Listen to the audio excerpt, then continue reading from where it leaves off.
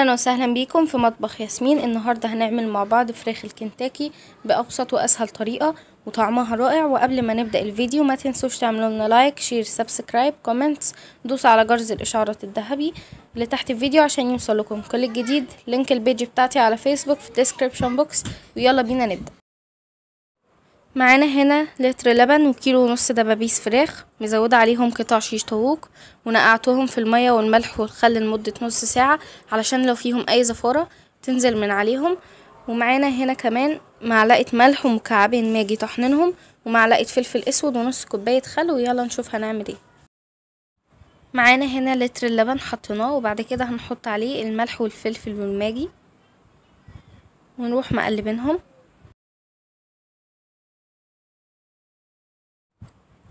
وبعد كده بناخد الدبابيس وبنحطها فيه. انا معايا قطع شيش طاووق، طبعا ده اختياري. ولازم الفراخ تكون متفتحة كويس بالشكل اللي حضراتكم شايفينه ده علشان اللبن ده هيسحب منها اي دموم او اي زفارة فيها. وحطينا عليهم نص كوباية خل واقل مدة تتساب فيها 10 ساعات. انا هبيتها لمدة ليلة كاملة، وهي كل ما بتقعد في التتبيلة كل ما بتديكي نتيجة احسن. هنا بعد ما بيتها ليلة كاملة شايفين لون اللبن اتغير ازاي؟ اتغير علشان سحب الدموم اللي كانت فيها والزفارة اللي كانت فيها. وطبعا هي دلوقتي هتكون احسن. وهاخد اللبن ده وهدلقه وهصفيهم. وتعالوا نشوف المقادير اللي هنشتغل عليها. معانا هنا كوباية دقيق ونص كوباية نشا، وفي الطبق التاني معانا كوبايتين دقيق ونص كوباية نشا. هنا توم باودر وبصل باودر وفلفل اسود وكزبرة، ومعانا مكعب ماجي وبهارات فراخ وبابريكا ولون زعفران. هقلبهم مع بعض وهاخد نصها على الطبق اللي فيه كوباية دقيق والنص التاني هحطه على الطبق اللي فيه كوبايتين دقيق. وهنقلبها كويس علشان لون الزعفران يتوزع فيها كلها.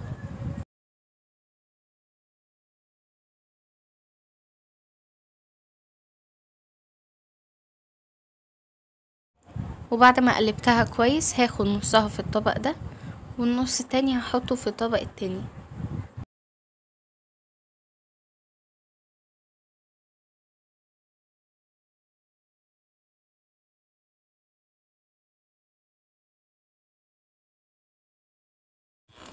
معانا هنا الطبق اللي فيه كوباية دقيق هنقلبه كويس ونخلطهم مع بعض كويس. بعد كده هننزل عليه بمية ونفضل نخلط فيهم كويس لغاية لما نحس ان العجينة بتاعته اتقل من عجينة الكريب شوية.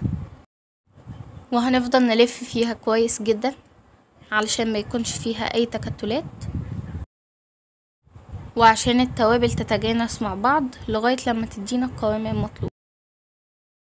ولو مشيتوا على الطريقة بنفس الخطوات اللي احنا بنعملها هتطلع معاكم النتيجة حلوة جدا وممتازة ومش هتبطلوا تعملوها.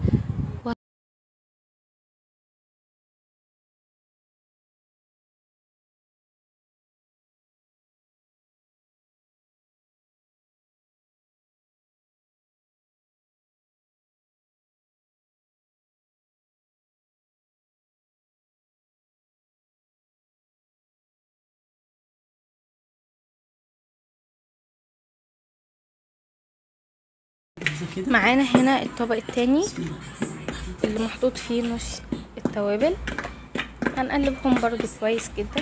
نفضل نقلب فيهم لغاية لما نحس ان كلهم بقوا نفس الشكل. وهنجيب الفراخ بتاعتنا نحطها في الخليط ونسيبها تتشبع فيه.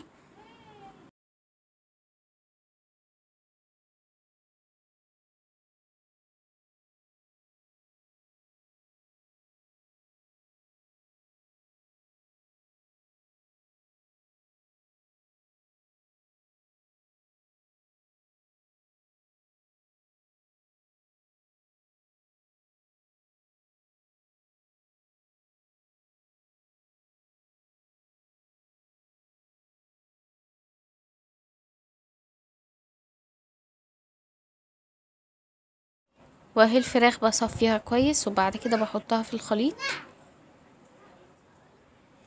كل ما بنسيبها في الخليط اكتر كل ما بتديكم نتيجة احسن. هنا هنسيبها في الخلطة بتاعتنا تتشبع منها وتاخد التتبيلة بتاعتها. ونقلبها كويس جدا فيها، وهنسيبها تتشرب في الخليط ده لمدة 10 دقايق.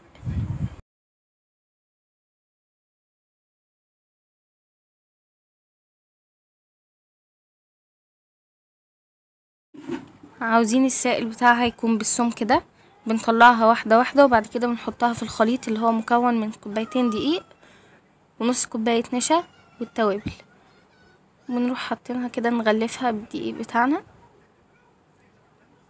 دي اهم خطوة. انا هعملها طبقة واحدة بس، انتي لو عايزة تعمليها طبقتين براحتك.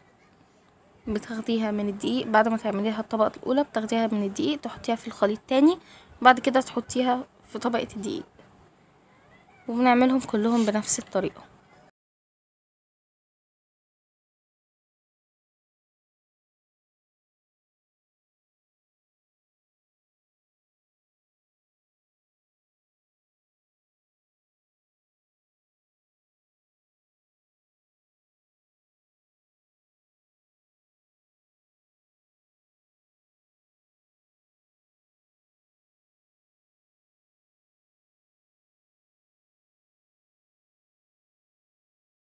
اهي الدبابيس معانا. ودلوقتي بعد ما اتشبعت في الدقيق بس لما نعملها طلعت كده التجاعيد والقشور بتاعتها. هو ده الشكل المطلوب. انتي لو عايزه تعمليها طبقتين براحتك عادي جدا. انا بالنسبه لي كنت عايزه اعملها طبقه واحده بس، عملتهم كلهم بنفس الطريقه، كلهم التجاعيد طالعه عليهم، وهي دي النتيجه اللي احنا عاوزينها. يلا بينا نشوف هنعمل بقيتها ازاي. يلا معانا. عشان معانا هنا حله فيها زيت وفير، بحيث ان احنا لما نحط الفراخ بتاعتنا الزيت يغطيها.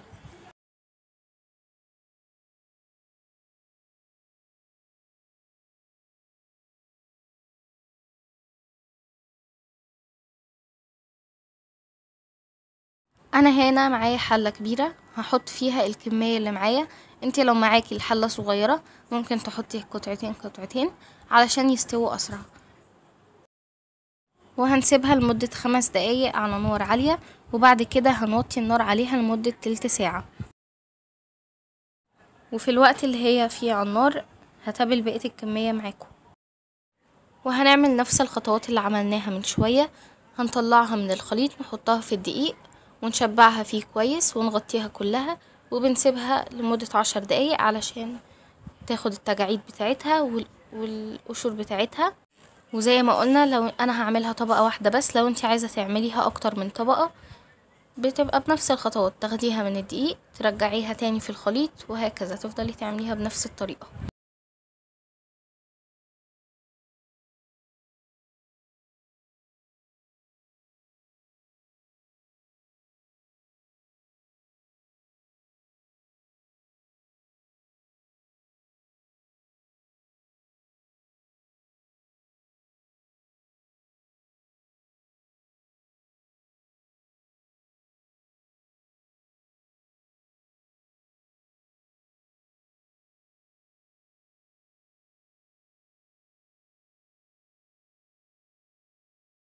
شايفين دلوقتي وانا بطلعها طالعة معايا جميلة جدا وحلوة خالص، وطالعة كريسبي.